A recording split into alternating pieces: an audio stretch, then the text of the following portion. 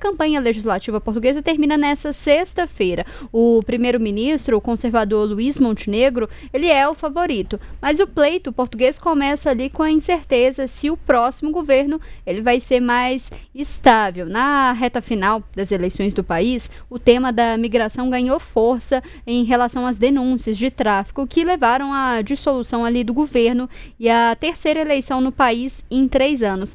Fred, as pesquisas mostram que mesmo com a vitória de algum partido, dificilmente a legenda vai ter cadeiras suficientes ali para formar um governo e vai ser preciso fazer uma coalizão. Mas tem um outro ponto muito necessário quando a gente estava ali discutindo as pautas de hoje, é porque a gente vê que a direita está tentando crescer nas pesquisas e tem buscado ali um engajamento, né? A gente tem até um candidato ali que tem passado mal, né, nesses últimos dias, né? Isso, não. As eleições portuguesas, elas foram um movimento bastante interessante esse ano, assim.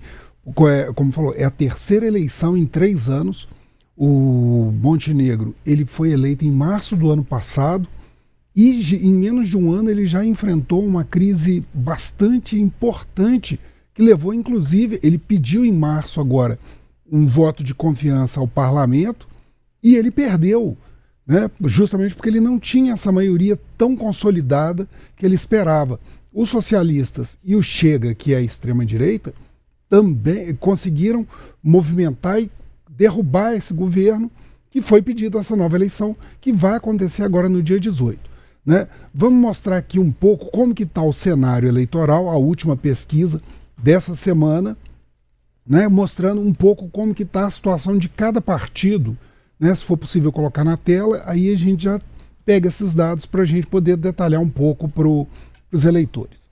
O Aliança Democrática é o do atual primeiro-ministro José Montenegro. É mais alinhado ali à direita, né? Isso, ele é centro-direita. O partido dele é uma colisão da social-democracia, ele é social-democrata, com a democracia social e os partidos democracia cristã e os populares. Né? Ele está com mais ou menos 34%, subiu 2 pontos em relação à pesquisa do dia 9. O Partido Socialista do Nuno Santos, ele caiu 2 pontos percentuais em relação à última pesquisa, mas ainda é a segunda força.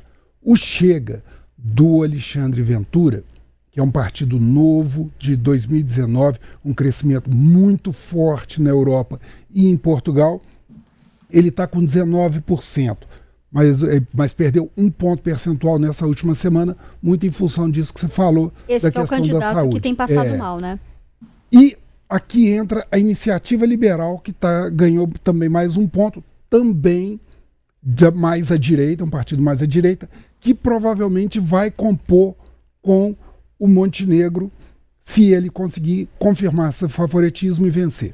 A estimativa é que o partido Aliança Democrática ela conquiste em torno de 95 cadeiras. Atualmente, a coligação dela possui em torno de 80 cadeiras. Os socialistas devem encolher um pouco, eles têm em torno de 78 cadeiras também. Se eles não encolherem, eles vão ficar mais ou menos na mesma, assim como Chega, que tem 50 cadeiras. Né? A eleição ela foi muito polarizada. No início, os socialistas bateram muito na questão da briga pelo que levou ao afastamento, né, à derrubada do gabinete, que foi o escritório da mulher e do filho do José Montenegro. Ele presta serviços para um grupo de cassinos que se beneficiou de uma lei aprovada no governo Montenegro para a compra de propriedades na área rural. Né? E isso aí ficou muito fragilizado, né? Porque o escritório ganha em torno de 4.500 euros por mês desse grupo de cassinos, e antes de ser primeiro-ministro, Montenegro chegou a advogar para eles. Então eles bateram muito nessa questão do conflito de interesses. Mas o Montenegro ele começou a inverter o discurso, se apropriando inclusive do discurso do Chega, que era contra a imigração. O Chega é um fenômeno muito interessante, porque o Alexandre Ventura ele é um ex-comentarista esportivo, ele passa uma ideia de jovialidade, tem muito contato, e nesses últimos dias ele ganhou muita exposição nas redes sociais, justamente por conta dessa questão dele ter passado mal, né? Nas redes sociais, inclusive, o vídeo dele passando mal mais recentemente viralizou. Esse aí que a gente está acompanhando. Exatamente. É ele aí de terno, com a mão no peito. Foi a segunda vez que ele passou mal em mais ou menos uma semana. E exatamente o que ele tem, Fred? O que divulga dos relatórios médicos ele tem crises hipertensivas, mais um problema esofágico graças a um refluxo. O eletrocardiograma dele é muito bom. Os candidatos à presidência e a imprensa portuguesa tratam isso com muita sobriedade. Mas nas redes sociais a coisa muda de figura completamente. Saiu da bolha, né? Isso aí estava até em Instagram de fofoca. É muito curioso, porque os grupos aliados ao candidato fazem uma associação de que ele sobreviveu graças ao milagre de Nossa Senhora de Fátima, que se comemora lá em Portugal no dia 13 de maio. Né? Os grupos contrários, os socialistas e a Aliança Democrática, criticam, diz que ele tenta copiar alguns outros ícones da direita, como o Trump, que tomou um tiro durante a campanha, e o Jair Bolsonaro, que tomou uma facada. Então, que ele teria sido, que estaria usando... de inspiração ali. E a disputa dentro das redes sociais, lá em Portugal, está muito intensa. Para você ter uma ideia, foram 45 mil contas de TikTok removidas nos últimos dias, né, nessa pressão da campanha, justamente por divulgação de informações falsas, vídeos falsos, né, deepfake. Então, a situação, a briga também lá se dá muito na arena digital, né, que é uma arena que o Alexandre Ventura está navegando bem, né. E tem um outro ponto, Fred, que é a questão da imigração dos imigrantes, né, que também tem dominado esse pleito. A gente tem mais ou menos 15%, né, da população ali de Portugal são imigrantes. 1.600.000 imigrantes, 550 mil são brasileiros, né, aqui, como nós temos aqui no nosso slide. É 15% da população. Há um endurecimento da campanha. Durante o governo do Partido Socialista, houve uma liberação. Ao longo de 2017 para 2024, o número de imigrantes em Portugal mais que quadruplicou. O costume de falar de imigrante com os Estados Unidos.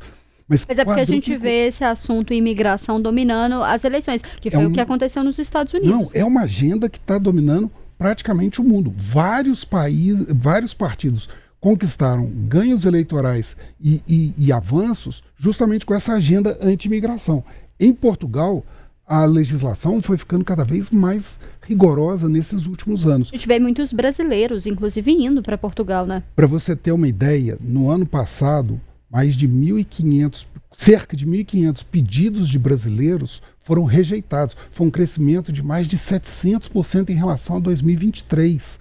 Foi o índice de imigrantes com maior índice de rejeição, e em segundo lugar veio Angola. Né? O processo migratório, que até então com o Partido Português, o Partido Socialista Português, era bem mais tranquilo, porque, por exemplo, você podia entrar com visto de turista, passava um ano contribuindo com a Previdência de Portugal e você já podia pedir autorização para a migração.